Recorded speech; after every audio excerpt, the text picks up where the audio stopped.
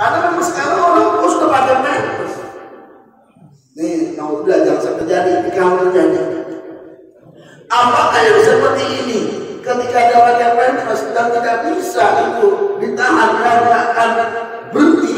Apakah wudhunya ketika dia wudhu dia melakukan hadas kecil? Apakah orang yang ini meninggalkan sholat karena dalam keadaan tidak bersih, tidak suci?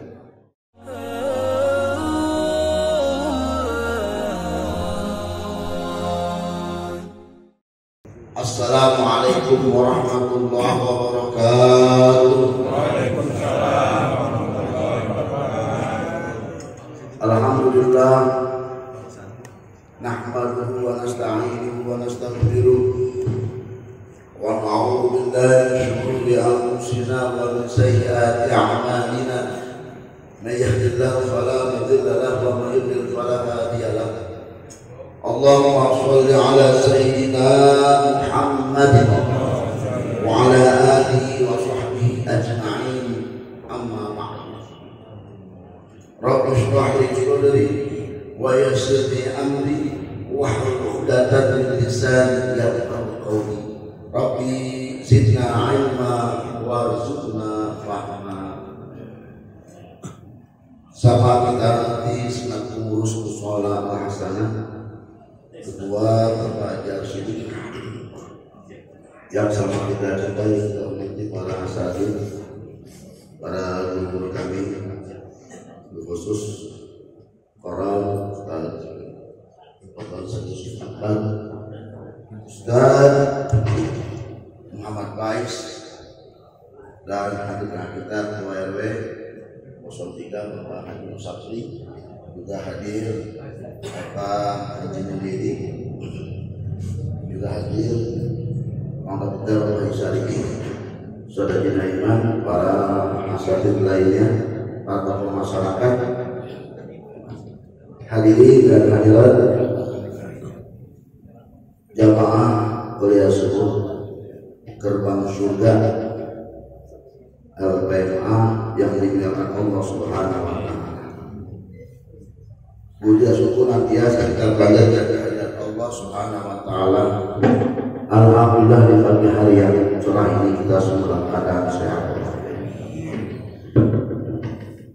Salam salam untuk berkeluarga dan bagi Nabi Nabi Muhammad sallallahu alaihi wasallam. Izinkan saya pada kesempatan ini menyampaikan materi. Kebetulan hari ini untuk kita sholat syukur halal hadir. Baik, bismillahirrahmanirrahim. Fasl wa syara'it sholat qabla dukhuli fiha khamsatu asya'i. Bahwa pasal yang menerangkan tentang syarat-syarat sholat sebelum waktu atau sebelum melaksanakan ibadah sholat. Kalau kemarin dibahas tentang kaidiyah tata cara sholat, kalau tidak salah sudah hampir 1 tahun kita masih membicarakan masalah sholat. Kenapa kita enggak bosan-bosan bicara masalah sholat? Karena sholat ini harta atu-atunya yang kita bawa setelah kehidupan dunia ini. Ketika kita hidup di dunia ini, kita punya harta selalu kita jaga, bahkan jangan sampai hilang. Kalaupun ya ada, betul-betul kita jaga betul. Kalau hilang kita cari, jangan sampai kita nggak punya.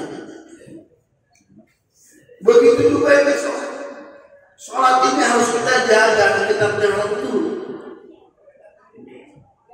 Kalau yang kita punya sekarang ini akan habis, hilang, ketika kita meninggal dunia, maka yang abadi selama-lamanya itu amal soleh dan amal yang sholat kita. Makanya di tahun baru ini 1444 Hijriah hendaknya kita merenung, mengintrospeksi diri, bermuhasabah, kira-kira kewajiban saya ini, sholat ini sudah sampai di mana? Apakah masih gini-gini aja? Ataukah ada perubahan? Atau mungkin kita pengen ada peningkatan? Karena sekali lagi saya katakan ini harta atau yang kita bawa. Awwalu ma yuhasabu bil abd min a'malihi wa yasha. Yang pertama diminta pertanggungjawabannya, diminta apa yang kita lakukan di dunia ini adalah sholat. Semua amal-amal kita yang pertama kali dihisab adalah sholat. Fa'in kana sarwa sa'il amal, fa'in kana pasar sa'il amal. Kalau rusak sholatnya maka seluruh amal akan rusak. Fa'in kana pasar fa'in kana sholat apabila betul sholat sa'il amal. Kalau benar sholatnya maka akan benar seluruh amal ibadah. Ini yang kita takut.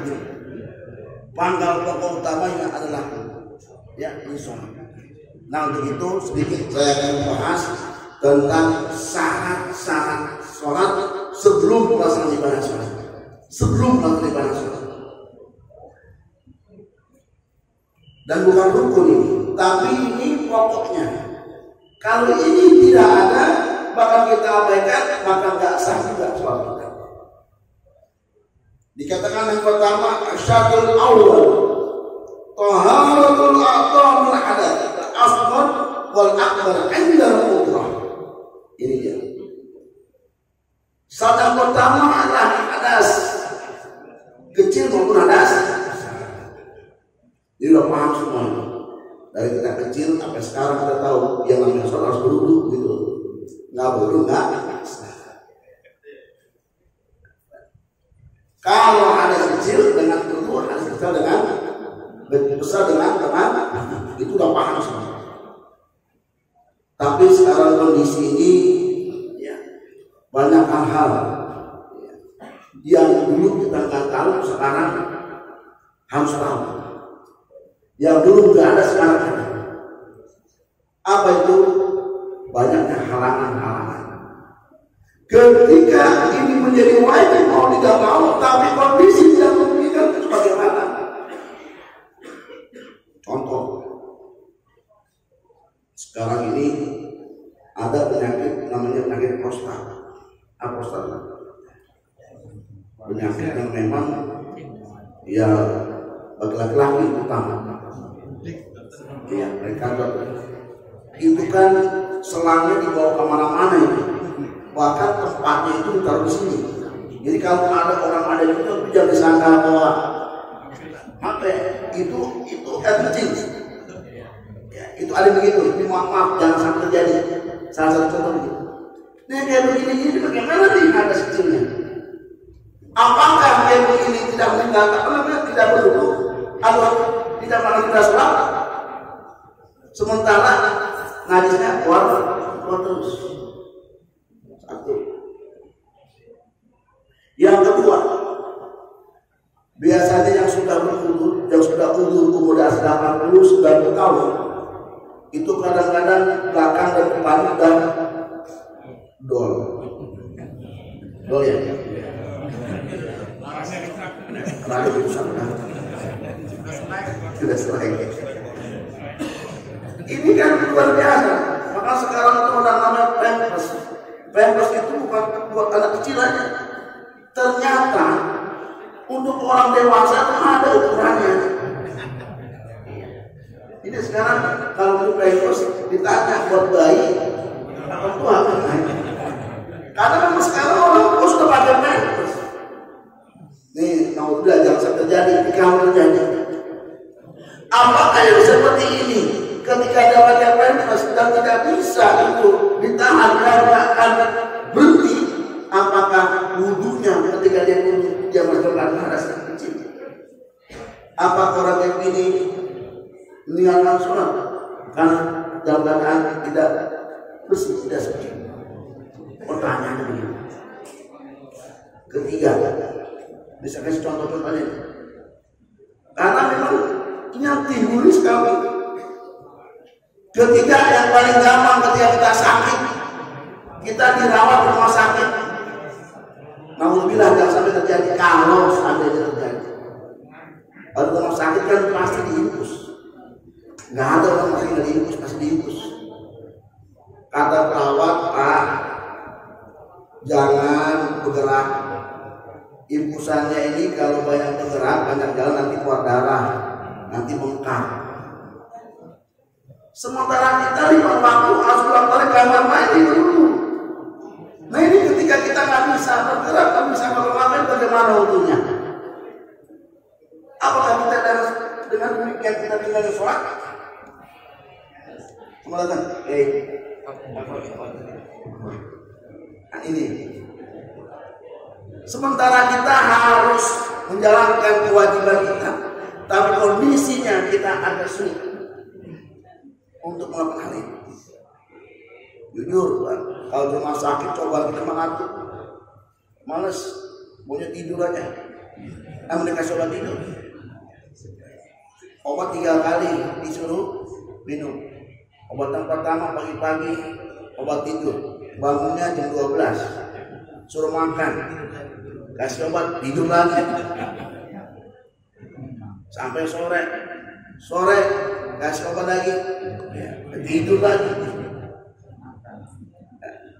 Makan juga kadang-kadang ya namanya sakit, asin kagak, gurih kagak, tapi obatnya paling kuat itu mengaruh dengan itu. Kayak begitu bagaimana itu?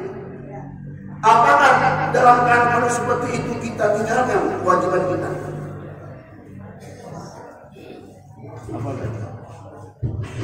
Nah, 3 hal ini yang saya katakan ini salah satu contoh.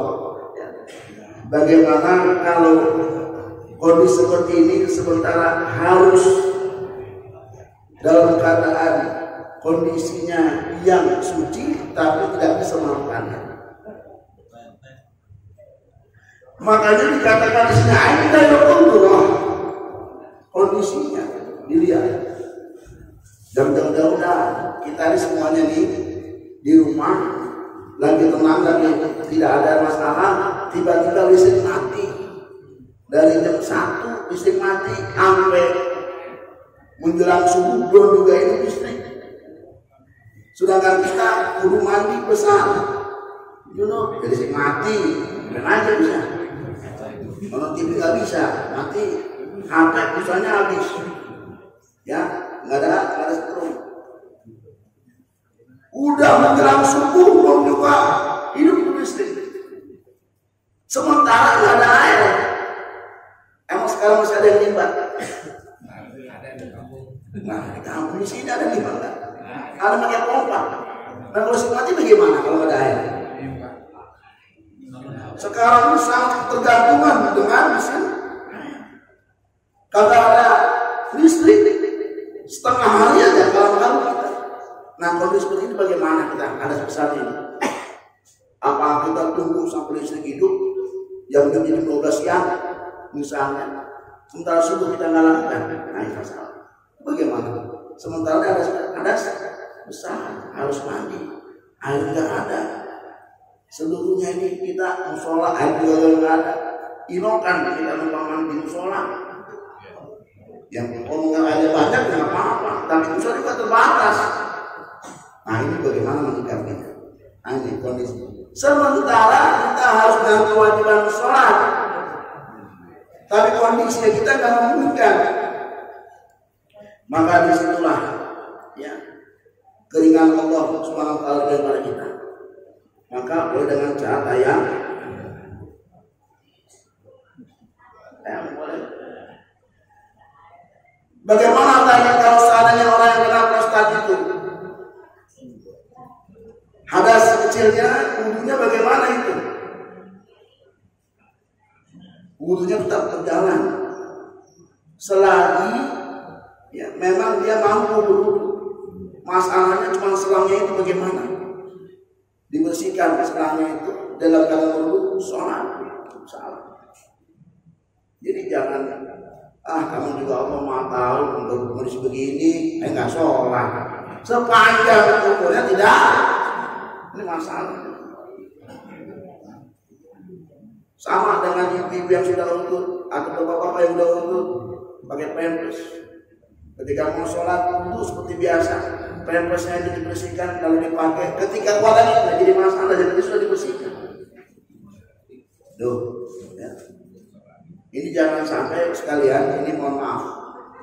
Kadang-kadang ada orang tua kita yang sakit berbaring di rumah, tidak berdaya, kondisi tubuhnya, tapi akalnya masih normal, masih ngeduit, duit nasri, masih inget ya, diajak ngomong masih nyambung, ya, waktu udah ngeh. Ya.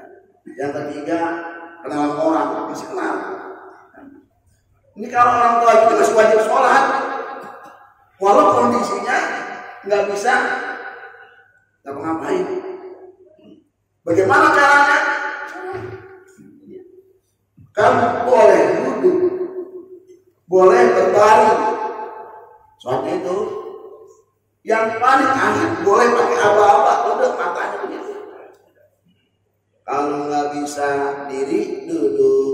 Nggak bisa duduk, berbaring nggak bisa pakai apa-apa, pakai isyarat. Isyarat juga nggak bisa disolatin. Jadi nggak ada putus, nggak ada celah-celah ya. Untuk bisa meninggalkan sholat tidak ada, keringanan banyak. Kalau seandainya kondisi seperti ini boleh dalam keadaan berbaring sholat. Sama juga kayak rumah sakit juga kita. Ya, tinggal kamarnya kelasnya kelas 2. Isi kamarnya ada 3 orang sampai 4 orang kadang-kadang kelas 2. Bahkan kelas 3 sekarang itu bisa 10 orang kamar. Ya. Sementara dia masih normal pikirannya. Cuma memang banyak larangan, nggak boleh banyak bergerak.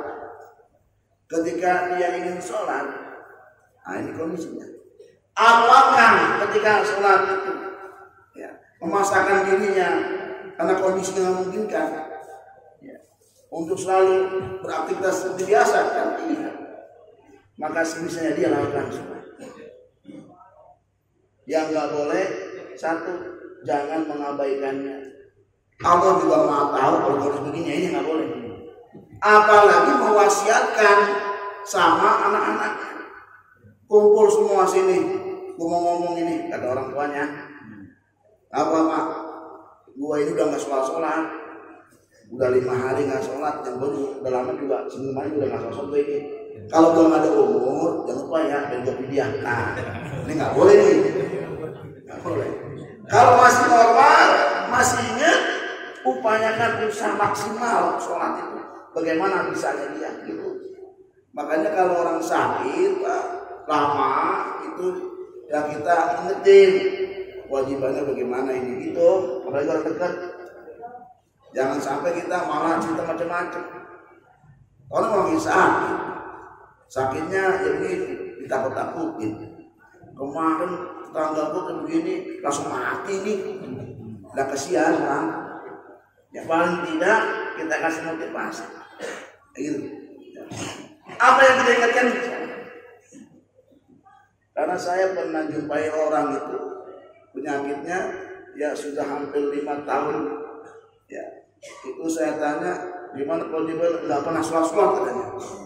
Kenapa nggak sholat? Nah kan kondisi begini gua nggak bisa ke kamar mandi, gua nggak bisa ngapa-ngapain. Nah itu ngomong bisa dikasih duit malah kurang segini mana ada gitu. Kenal sama duit, sama orang masih kenal. Lama aja suasana nggak kuat tinggalin. Bayangkan sudah 5 tahun Pak tinggalin sholat, bayangin Pak. Ketika meninggal dunia dihisab ditanya sama Allah, kenapa nggak sholat? Nggak, saya nggak tahu, lagi sakit ya Allah. Emang nggak ada ustaz kamu ente itu nama Allah. Nah ada siapa ustaznya? Kenapa ini orang nggak kasih tahu? Lagi sakit masih mampu nggak sholat. Katanya gurunya ente, itu kata Allah. Mana ya Allah orangnya saya lihat, ya itu mah pernah ngaji, ngaku doang, bisa kayak begitu. Karena bertanggung jawabannya sampai situ tuh, sampai besar tuh, tanggung jawabnya sampai situ. Makanya alhamdulillah kalau kita masih ada pengajian di wilayah kita, alhamdulillah kita masih punya pegangan.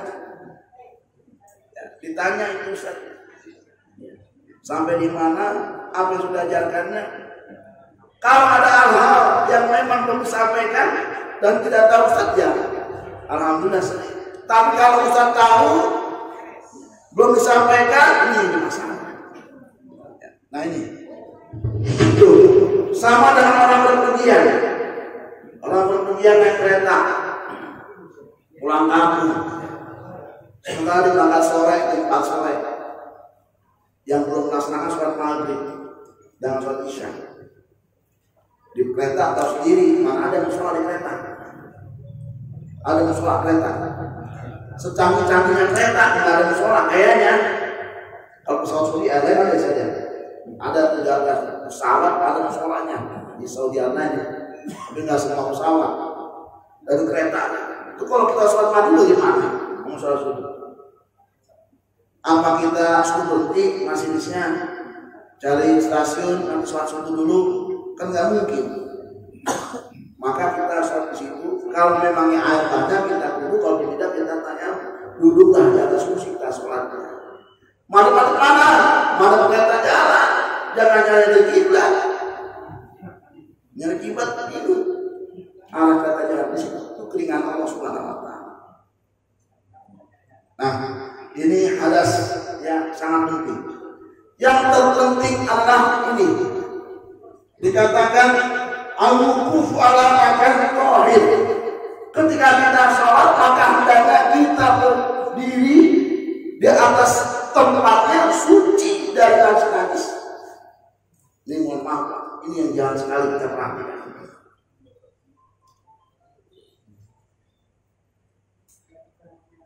Musola alhamdulillah ada yang bersih musola. Tapi tolonglah, ya, musola ini harus kita jaga betul kebersihannya.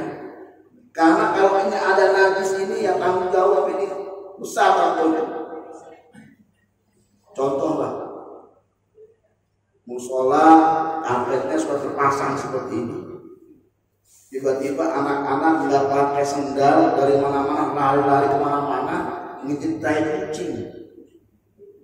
Masuklah ke musola tanpa alas kaki, dia lari kemana-mana. Lalu pakai sholat. Kira-kira ada najis? Ada najisnya? Ini kalau begini bagaimana? Siapa yang dosa yang pertama yang begini? Hah? Ketua musolanya. Berarti hati perhatikan ketua musola. Perhatikan betul kesucian musola ini. Dilihat, ya sisi-sisinya lihat.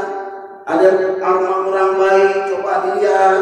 Ya, itu tugasnya berbuat dengan ketua musola dan ketua masjid. Bukan hanya ngaturnya doang, tempatnya harus. Kamar mandinya lihat, jangan sampai kamar mandi pintunya aja bolong, airnya kagak ada, ini jadi masalah. Ya. Ini harus betul diperhatikan. Jangan sampai sholat di musola, ya, karpetnya sudah bau, apok. Ya. Apalagi ada yang aroma gak enak. Mungkin kencing kucing atau segala macam juga. Makanya kalau ketua masjid atau musola rewel tentang kesucian, ya maklum, emang tanggung jawab besar. Tuh, perhatikan betul. Ya. Nah kita di rumah juga, tempat sholat kita, kadang-kadang kita nggak seperti musola, kita sholat di rumah. Ya. Ini kadang-kadang orang anak kita itu yang punya anak kecil balita. Dia mencing di celana, dibuka celananya, bukannya dipel dengan air yang bersih, malah dipel celananya, lebar kemana-mana, diinjek sama anak yang cantik, diinjek sama bapaknya, lari kemana-mana tuh najis. Udah gitu, ya injek sejadah. Aduh, luar biasa ya. Yang diperhatikan itu selain tempat itu, apalagi baju kita. Kain kita yang kita pakai harus suci, bukan harus mahal, bukan bukan harus bagus, yang penting suci. Jangan udah 5 hari itu juga dipakai. Kain dipakai ronda itu, dipakai buat main itu, kemana-mana itu, akasat itu juga. Nah, ini dipakai. Jadi kain ini kalau udah ada aromanya, baju itu jangan kita pakai untuk sholat. Tuh tempatnya, pakaiannya, ya. Bahkan kalau kita melaksanakan sholat, ketika kita usai sholat kita malah menjumpai di antara baju kita ini ada najis besar. Dari tadi dia itu mencium nggak enak, tai ayam. Gimana sih ayam ini ya? Tiba-tiba dia sholat, habis sholat ternyata di kainnya ada tai ayam.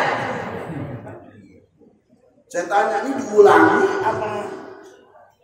Diulangi lagi apa? Lanjut aja, karena najis. Tuh, kalau najis besar, kalau ini ya hendaknya diulangi. Gitu ya. Ini, ya banyak hal yang harus kita tahu, terutama masalah najis ini. Ya, di rumah diperhatikan betul, pakaian kita betul. Artinya apa? Kalau kita mengalami ibadah sholat ini, rukunnya sudah benar, waktunya sudah benar. Tapi kalau hajat ini kita nggak perhatikan, ini juga sah sholatnya. Ya, artinya sah tidak sholat kita pun ya tergantung dengan kita sejauh mana kita perhatikan masalah najis. Ya. Berikutnya al-ilmu bidukhul waqt. Nah ini juga. Ketika sholat harus tahu waktunya apa. Ini mohon betul nih.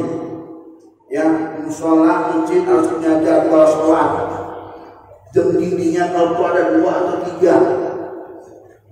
Jangan ketika sholat hanya pakai perkiraan. Romannya udah zuhur ini romannya. Dia azan tiba-tiba setengah 12. Baru setengah 12.